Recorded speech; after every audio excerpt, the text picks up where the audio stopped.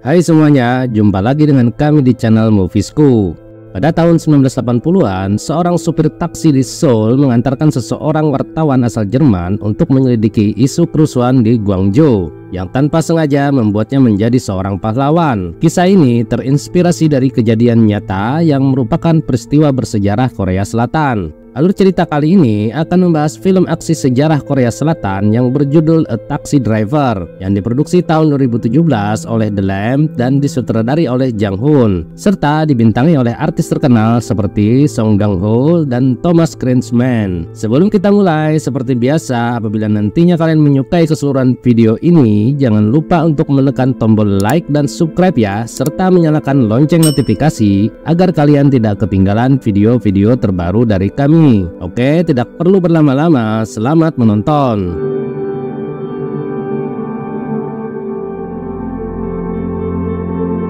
Cerita ini berlatar tahun 80-an di negara Korea Selatan. Di jalanan Seoul, seorang supir taksi bernama Kim Man-sup sedang mengendarai mobilnya untuk mencari pelanggan. Di tengah perjalanan, ia terhenti akibat aksi protes yang sedang berlangsung di jalanan. Aksi tersebut dilakukan oleh mahasiswa yang menentang pemerintah Korea Selatan yang telah memberlakukan hukum militer di negara tersebut. Aksi protes itu pun rusuh dan para militer mulai menembaki mahasiswa menggunakan gas air mata. Melihat kejadian itu, Kim mulai menjauhkan mobilnya, berusaha untuk mencari rute lain untuk mencari pelanggan, sambil mengutuk para demonstran karena dia tahu bahwa tidak ada negara yang sempurna. Kim membeli mobilnya dengan uang yang ia hasilkan saat ia bekerja di Arab Saudi. Ia merasa bahwa kondisi Arab Saudi jauh lebih buruk daripada di Korea Selatan. Namun, tidak ada protes yang terjadi di sana. Di tengah perjalanan, dia berhenti secara mendadak ketika melihat seorang demonstran tiba-tiba muncul di depannya, yang menyebabkan spion depannya patah. Ketika dia keluar dari mobil dengan maksud untuk protes, demonstran itu kabur setelah dikejar oleh beberapa orang tentara. Di kejauhan, ia mendapatkan tawaran untuk mengantarkan sepasang suami istri yang tengah hamil untuk diantarkan ke rumah sakit karena istrinya akan segera melahirkan. Meskipun jalan utama dipenuhi oleh para demonstran, Kim berhasil membawa pasangan tersebut ke rumah sakit tepat waktu. Namun, sang suami lupa membawa dompetnya sehingga tidak bisa membayarnya. Meskipun kecewa, Kim membiarkan pasangan itu pergi setelah sang suami berjanji akan membayarnya keesokan harinya sebesar 2 kali lipat.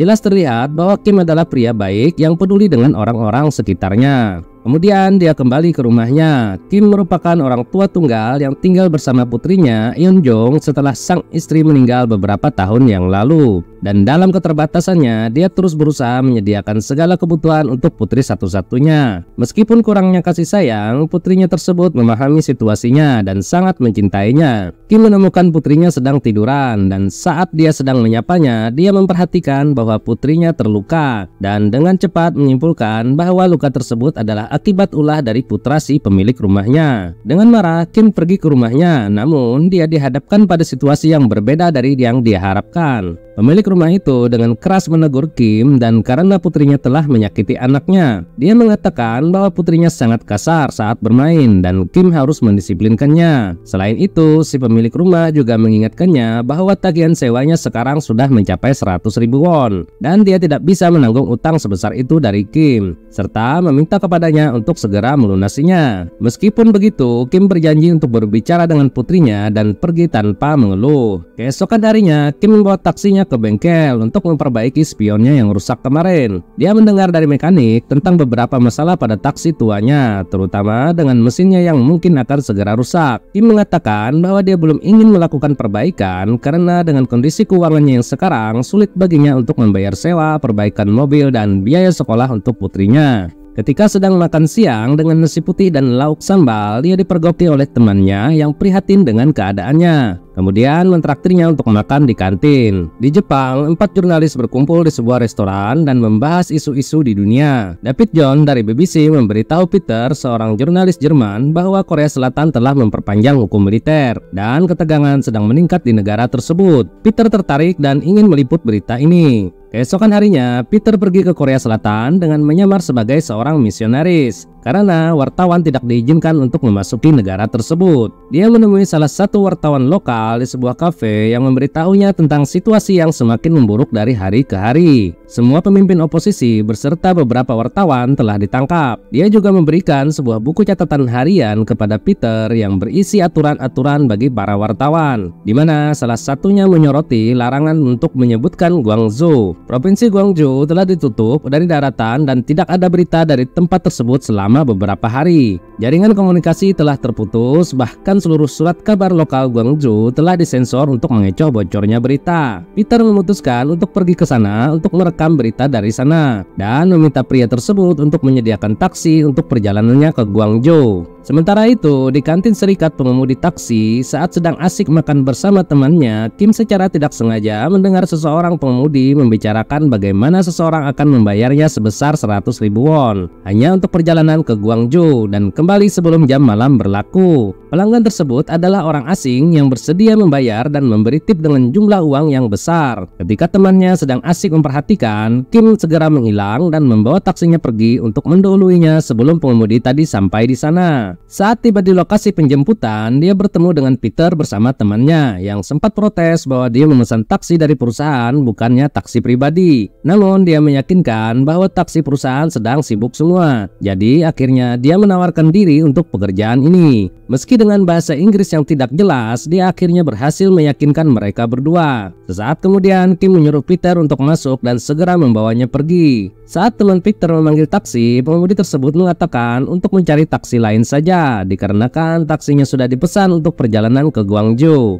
Di tengah perjalanan, Kim berusaha menjadi akrab dengan Peter dengan sesekali mengajukan pertanyaan kepadanya meski seringkali bahasa Inggris yang dia gunakan tidak jelas, dan Peter memaklumi hal tersebut. Selain itu, Kim juga tidak bisa menahan tawanya menyadari bagaimana ia dengan mudah mendapatkan uang. Perjalanan tersebut hanya akan memakan waktu maksimal 5 jam dan 100.000 won adalah bayaran yang sangat banyak baginya. Ketika mereka mencapai pinggiran Guangzhou, Kim melihat bahwa jalan tersebut telah diblokir oleh tentara. Namun, dia mengira bahwa ini adalah latihan rutin yang sering dilakukan para tentara. Dia meneruskan perjalanannya dengan melewati barikade tersebut. Tidak beberapa lama, mereka dihadang oleh sekelompok tentara yang tidak memperbolehkan mereka memasuki kota dan menyuruh mereka untuk segera berbalik arah kembali ke tempat asal mereka datang. Setelah merasa terintimidasi oleh para tentara, Kim mengundurkan taksinya dan berbalik arah menuju Seoul. Di perjalanan, Kim memberitahu Peter bahwa dia tidak bisa mengantarkannya ke Guangzhou karena tentara tidak mengizinkannya. Meski ia tidak mengerti perkataan Kim dan setelah melihat arah jalan sebaliknya, Peter memberitahunya bahwa jika Kim tidak berhasil mengantarnya ke Guangzhou, dia tidak akan membayarnya. Frustasi, Kim akhirnya mencari jalan alternatif ke Guangzhou dengan bertanya kepada salah satu penduduk setempat yang memberitahu tentang jalan pintas melalui bukit. Tetapi ketika mereka mencoba jalan tersebut, tentara juga membarikadenya. Kali ini, Kim berbohong kepada mereka dengan mengatakan bahwa Peter adalah seorang pengusaha penting yang perlu segera mengambil dokumennya yang ketinggalan. Dan Peter pun ikut bermain dalam kebohongan ini, meski masing-masing di antara mereka kesulitan berbahasa Inggris. Tentara akhirnya mengizinkan mereka lewat setelah mempercayai cerita yang diada-ada tersebut. Di tengah perjalanan, Kim meminta uang dari Peter dan mengancam akan kembali jika tidak diberikan sekarang juga. Peter memberikan setengah uangnya dan berjanji akan memberikan sisanya setelah pekerjaan selesai. Akhirnya mereka sampai di jalanan Guangzhou yang sepenuhnya kosong. Bahkan pada siang hari toko-toko tidak ada yang buka. Di jalanan terpasang beberapa spanduk-spanduk dan pamflet yang menentang tirani pemerintah. Tiba-tiba mereka bertemu dengan sebuah truk penuh dengan mahasiswa yang menghadang jalan mereka. Peter turun dari taksi dan pergi untuk mewawancarai mahasiswa-mahasiswa itu. Dan salah satu mahasiswa bernama Jae-sik yang pandai berbahasa Inggris memberitahu Peter tentang mereka dan mengatakan bahwa sekarang mereka sedang menuju ke rumah sakit. Peter kemudian memutuskan untuk mengikuti dan merekam perjalanan mereka. Dia ingin mewawancarai salah satu mahasiswa yang bernama Yang Pyo yang terlihat sedang cedera. Dia naik ke atas truk dan meminta Kim untuk mengikutinya dari belakang. Namun di tengah perjalanan, setelah berpikir sejenak, Kim tiba-tiba memutar balik dan memutuskan untuk kembali ke Seoul. Dengan pembayaran 50.000 won sudah cukup baginya di dibandingkan dengan resiko yang akan dia hadapi. Di perjalanan, dia melihat seorang wanita tua melambai ke arahnya. Sesaat dia tidak menghiraukan panggilan tersebut, tetapi ketika dia melihat bahwa wanita tua itu seperti sedang kesusahan, akhirnya dia memundurkan mobilnya dan segera mengantarkannya ke rumah sakit. Karena sebelumnya wanita tua itu memberitahunya bahwa anak laki-lakinya sedang terluka akibat tertembak oleh para tentara. Setelah tiba di rumah sakit, Kim mengantarkan wanita tua itu masuk ke dalam untuk mencari anaknya yang terluka. Di sini mereka mendapati bahwa tempat itu penuh dengan orang-orang yang terluka, dengan lebih banyak orang yang datang setiap menitnya. Ternyata anak wanita tua itu adalah Yang Pyo, yang merupakan mahasiswa yang akan diwawancarai oleh Peter. Tiba-tiba Peter datang bersama Jae-sik yang mengatakan bahwa mereka telah mencari Kim kemana-mana akibat Peter meninggalkan salah satu kameranya yang mahal di dalam taksi Kim. Di luar, mereka semua menuduh Kim berusaha mencuri peralatan Peter itu. Kim membantah tuduhan tersebut, tetapi kamera itu ditemukan di kursi belakang di dalam taksi miliknya. Peter memberikan sisa uang pembayaran kepadanya dan memintanya untuk segera pergi, tetapi para pengemudi taksi setempat bersama para mahasiswa mengecamnya akibat meminta bayaran yang sangat tinggi hanya untuk mengantar Peter ke Guangzhou. Mereka mengancam Kim bahwa mereka akan mengadukan perilakunya agar SIM-nya dicabut dan reputasinya sebagai supir akan rusak. Akibat terus diancam dan dipojokkan, akhirnya Kim mengembalikan semua uang pembayaran itu kepada Peter serta berjanji akan membantunya sampai pekerjaannya selesai. Kemudian Kim mengantarkan Peter dan Jae-sik menuju lokasi demonstrasi besar yang sedang berlangsung di kota tersebut. Setelah sebelumnya Kim terkejut ketika mengetahui bahwa pengemudi taksi mendapatkan minyak gratis dari tempat pengisian minyak, dan Jae-sik menjelaskan bahwa hal tersebut dikarenakan para pengemudi taksi telah berjasa karena telah dengan sukarela bolak-balik rumah sakit untuk mengantarkan para korban yang terluka. Hal ini membuat Kim terharu. Ketika tiba di lokasi, mereka melihat sejumlah besar orang telah berkumpul untuk demonstrasi untuk menentang hukum militer Chon Do-won. Pria dan wanita dari segala usia bersorak kepada mereka dikarenakan aksi yang mereka lakukan ini diliput oleh wartawan asing yang akan memberitahu dunia tentang kondisi mereka, serta bangga atas keberanian Kim yang telah berhasil mengantarkannya ke kota ini. Setelah itu, mereka memarkir taksi di luar sebuah gedung dan naik ke atap untuk bertemu dengan seorang reporter lokal bernama Choi yang sebelumnya telah mengambil foto-foto protes di bawah. Choi memperingatkannya tentang risiko yang dia hadapi dan berterima kasih atas kerja kerasnya untuk rakyat Korea. Peter mulai merekam aksi protes tersebut, sementara Kim duduk untuk menikmati makan siangnya. Tiba-tiba aksi protes tersebut diserang oleh para tentara. Mereka menembaki kerumunan menggunakan gas air mata secara bertubi-tubi serta mengejar dan memukuli mereka sampai berjatuhan korban luka dan tak sadarkan diri. Peter terus merekam kejadian ini ketika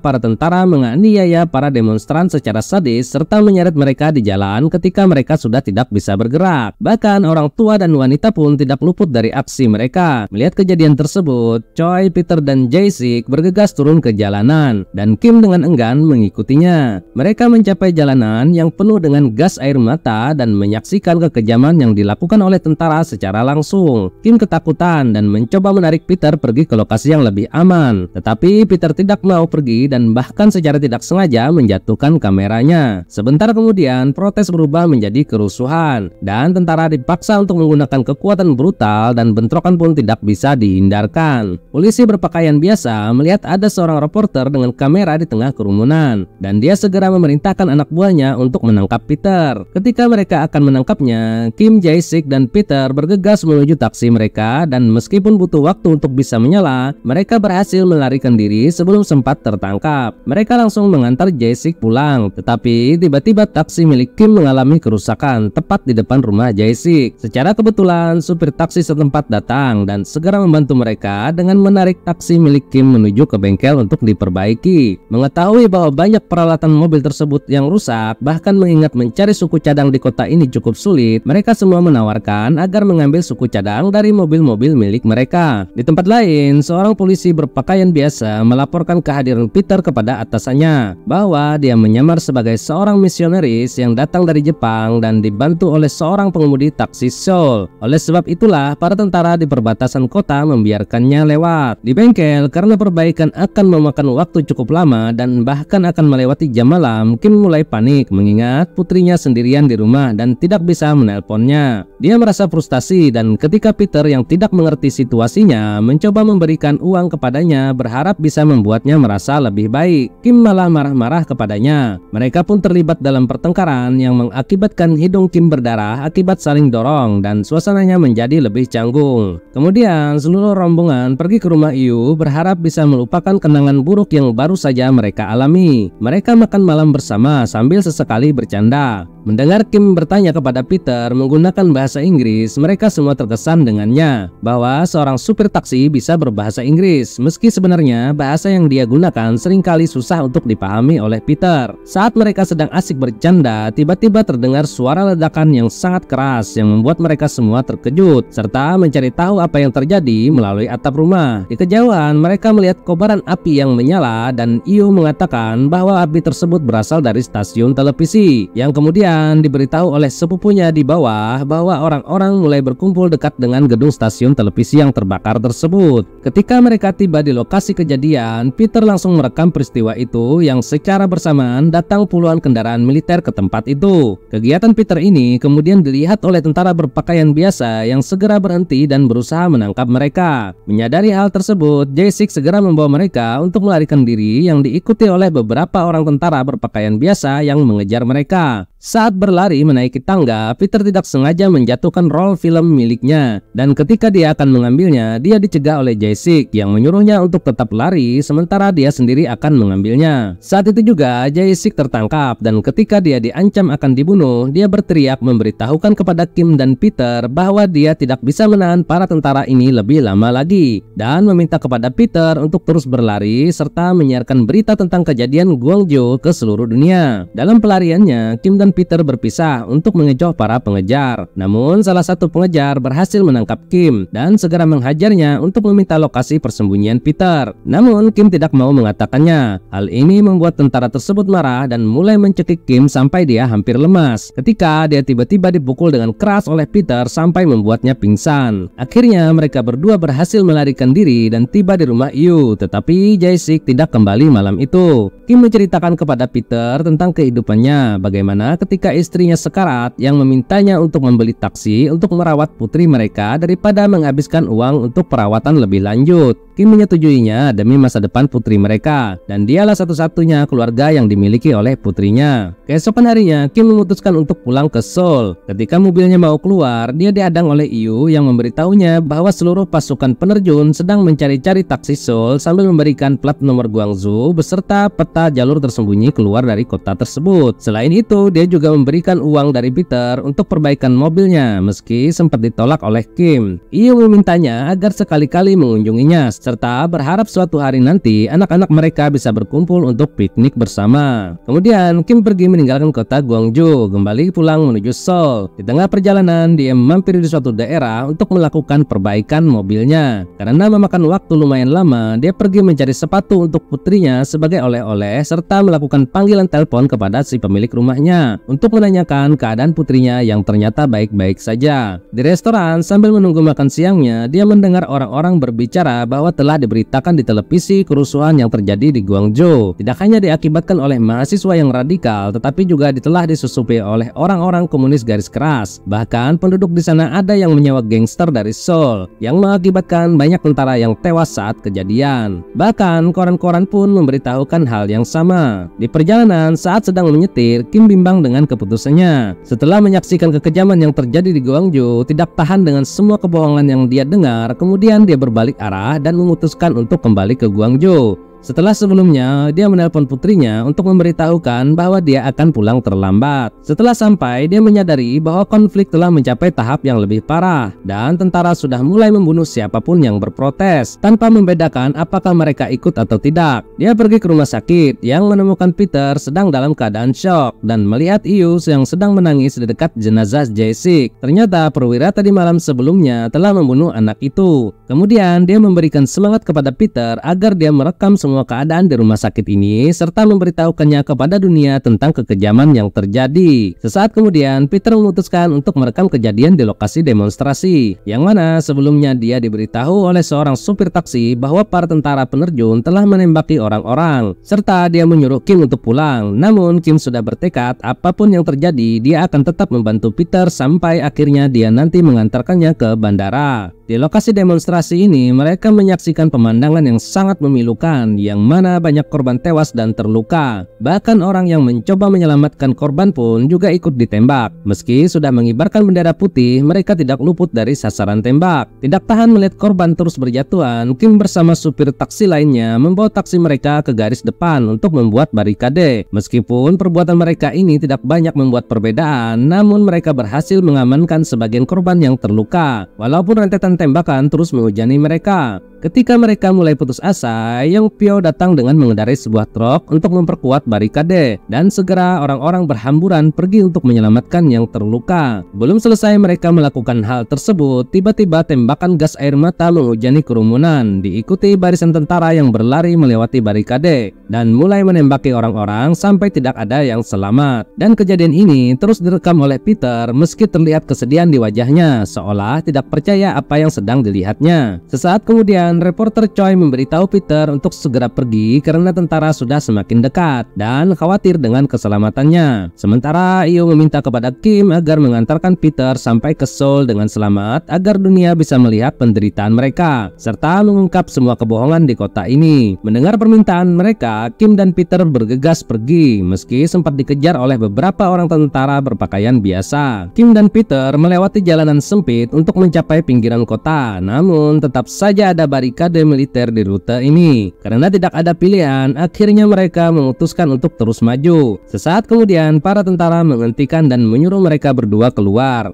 Dan salah satu tentara memeriksa bagasi mereka. Meski dia melihat plat nomor kendaraan Seoul yang dicari-cari selama ini, tetapi dengan alasan tertentu dia tidak memberitahu rekan-rekannya dan membiarkan mereka lewat. Saat mereka akan pergi, tiba-tiba para tentara mendapat telepon yang memerintahkan mereka untuk menahan Peter dan Kim. Mendengar hal tersebut, Kim segera tancap gas meski sempat berusaha dihentikan oleh para tentara. Meskipun berhasil melarikan diri dari kota, mereka masih dikejar oleh para tentara. Ketika mobil mereka sudah terkepung dan hampir tertangkap, tiba-tiba beberapa mobil taksi datang membantu dengan berusaha memperlambat laju para pengejar. Satu persatu dari mereka mulai tersingkir. Kemudian Io menghampiri mobil Kim yang memberitahukan untuk terus melaju dan agar tidak mengkhawatirkan mereka. Yang selanjutnya Io mundur dengan cepat ke arah para pengejar dan terdengar suara benturan yang hebat. Kim terus melaju dan melanjutkan perjalanannya menuju Seoul. Di tengah perjalanan, Peter melepas kalung miliknya yang kemudian dia gunakan untuk menggantung foto keluarga Kim di spion. Yang sebelumnya secara tidak sengaja Peter memutuskan tali tersebut. Di pusat kendali bandara, seorang pegawai menerima telepon dari pihak militer untuk meminta informasi tentang jadwal penerbangan Peter. Yang ternyata sebelumnya Peter telah memesan penerbangan untuk besok hari jam 10